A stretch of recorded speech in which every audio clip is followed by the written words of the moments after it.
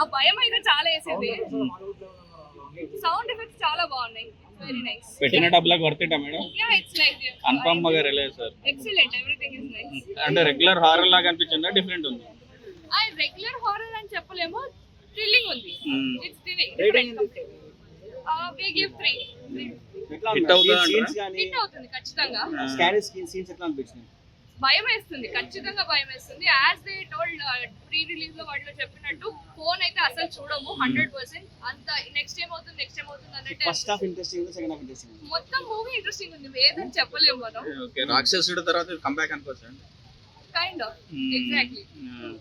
ఏం చెప్తారు ఒక ముక్కలో ఈ సినిమా గురించి? Excellent movie, must watch. Theatres లో చూస్తే పర్ఫెక్ట్, మంచి thrilling experience, horror experience. Bellamkonda గారికి అని చెప్తారా? థాంక్యూ. సో స్టార్టింగ్ నుంచి ఎండింగ్ వరకు సినిమా అలానే ఉందా?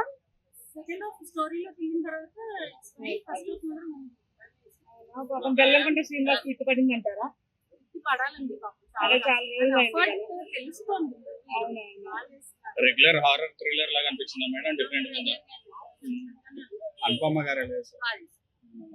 బెల్లంకొండ శ్రీనివాస్ కంబ్యాక్ అనుకోవచ్చు. అనుపమ గారు ఎరగదీశారంటున్నారు. బాగానే చేశారు. శ్రీనివాస్ గారు కంబ్యాక్ అనుకోవచ్చు.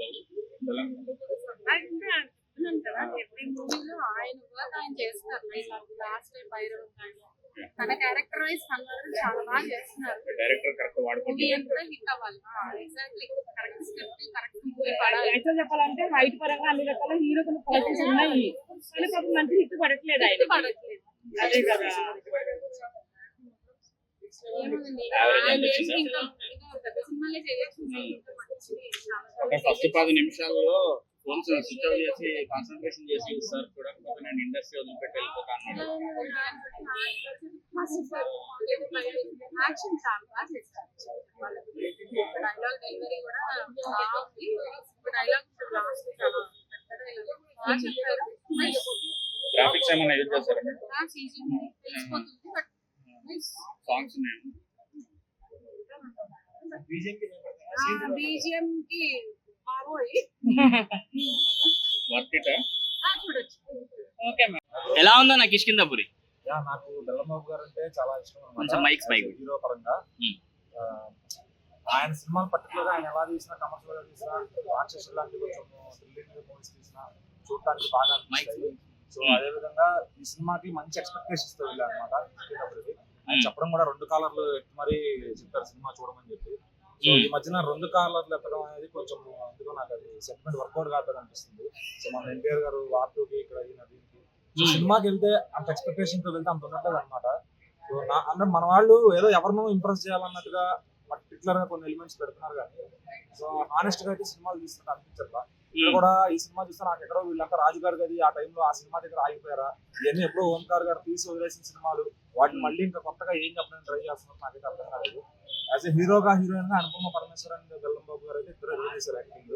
సో వాళ్ళ యాక్టింగ్ కానీ అక్కడ ప్రొడ్యూసర్ పెట్టిన ఖర్చు కానీ ఎఫర్ట్ అంతా రైటింగ్ లో కనిపించలేదు.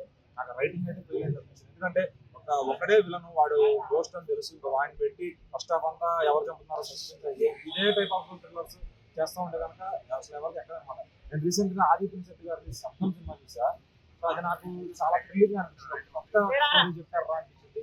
అంటే సౌండ్ నుంచి ఒక దయాన్ని క్రియేట్ చేయడం అని చెప్పి. సో అట్లా ఏదన్నా కొత్త పాయింట్ పెడితే తప్ప ఏదో ఒక ఊళ్ళో ఒక దయ్యం వాడికి వచ్చిన ఫ్లాష్ బ్యాక్ అదంతా పెట్టి ఇంత ల్యాగ్ చేస్తే కనుక అంటే 2 గంటల్లోనే ఒక రక్త కన్నీరు గారిపించారా అనిపించింది నాకు సినిమా చూస్తే.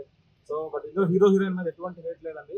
జస్ట్ నాకల్లా రైటింగ్ ఫెయిల్ అయింది. సౌండ్ ఎఫెక్ట్స్ కూడా చాలా బాగా వర్క్ చేశారు మ్యూజిక్ డైరెక్టర్ చైతన్ భరద్వాజ్ గారు. సో ఓవరాల్ గా చాలా సౌండ్ ఎఫెక్ట్స్ కోసం అయితే 1 టైం వాచబుల్ నేను చెప్తాను. సో బెల్లంబాబు గారి ఎంట్రీ కానీ ఆ షాట్ అంతా కూడా చాలా బాగా హీరోయిజం అంతా బాగా చూపించారు. సో హీరోయిన్ గా కూడా అనుపమ పరమేశ్వరన్ మంచి క్యారెక్టర్ దొరికింది కానీ గోస్ట్ గా చూపించుకోవడానికి. బట్ రైటింగ్ అంతా ఫెయిల్ అయింది. అంటే కన్విన్స్ చేయలేకపోయారు డైరెక్టర్ ఇక్కడ ఆయన తీసిన దాంట్లో. సో ఖాళీగా ఉన్నారు, వీకెండ్ ఒక మంచి సినిమా చూడాలి అనుకునే వాళ్ళకైతే 1 టైం వాచబుల్ ఇది. లేదా తర్వాత ఓటీటీలో చూసుకున్నా కూడా అదే ఫీల్ ఉంటుంది. థియేట్రికల్ ఫీల్ లో మాత్రం సౌండ్ ఎఫెక్ట్స్ బాగుంది. Super bro. ఎలా అనిపించింది నా సినిమా? కిష్కింధపురి టైటిల్ తగ్గట్టు కానీ కృష్ణులు బాగానే ఉన్నాయి. బెల్లంకొండ సాయి శ్రీనివాస్ కెరీర్ లో హర్రర్ మిస్టరీ థ్రిల్లర్ ఈ జోనల్ లో ఫస్ట్ టైం వచ్చిన మూవీ. హీరో అండ్ హీరోయిన్ ఈ కెమిస్ట్రీ చాలా చూస్తుంటాం కానీ అనుపమ పరమేశ్వరి యాక్టింగ్ అయితే కానీ అవసరం అని చెప్పచ్చు. ప్లస్ ఉంది, మైనస్ ఉంది. Director first half second half చాలా బాగా హ్యాండిల్ చేశారు. బట్ ఒక ప్రాబ్లమ్ ని ఒక డిసప్పాయింట్ అవుతే ఒక మోటివేషన్ ఇష్ట అవుతే ఏంటనేది పార్ట్ 2 కూడా ఇంటిచ్చారు. మ్యూజిక్ కూడా background not bad. So photograph బాగుంది కానీ విజువల్స్ ఎక్స్పెక్ట్ చేసినంత కనబడలేదు. బట్ అదొక మైనస్ ఉంది. విజువల్స్ ఇంకా ఇంప్రూవ్మెంట్ హాలీవుడ్ జనాల్లో బాగా రీచ్ అయ్యాయి. అరేంజ్ ఉందా? హాలీవుడ్ స్టాండర్డ్స్ అన్నారు కదా. మన తెలుగు కంటెంట్ తగ్గట్టుగానే ఉంది. బట్ జోనల్ అయితే కనుక హార్డ్ వర్క్ చేశారు. సోషల్ కామెడీ కూడా అవసరం అని చెప్పచ్చు. Watchable movie. సౌండ్ ఎఫెక్ట్స్ ఎలా ఉంది? సాంగ్స్ ఏమైనా ఉన్నాయా?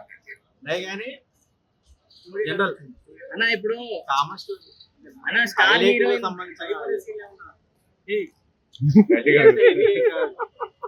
అన్న స్టార్ హీరోయిన్ అనుపమ గారు ఇలాంటి క్యారెక్టర్ సెలెక్ట్ చేసుకోవడానికి ఎలా చూస్తారు? సో ఆవిడ ఒక తమన్నా గారు కూడా ట్రై చేశారు. అంతగా క్లిక్ అవ్వలేదు. బట్ ఈ జోనల్ కూడా అలానే ఉంది కానీ బట్ ఇంకా హార్డ్ వర్క్ చేస్తే కనుక పబ్లిక్ లోకి రీచ్ అయ్యే ఛాన్సెస్. ఏమైనా హైలైట్ పాయింట్స్ ఉన్నాయా సినిమా? అందుకని చూడొచ్చు చెప్తాను. నేను రివ్యూ చేస్తే చూసే వాళ్ళకి మిస్ అవ్వాలి. వాళ్ళు చూస్తేనే వాళ్ళకి ఎంత రేటింగ్ ఇస్తారు సినిమాకి? 2.5 5 కి. ఓకే.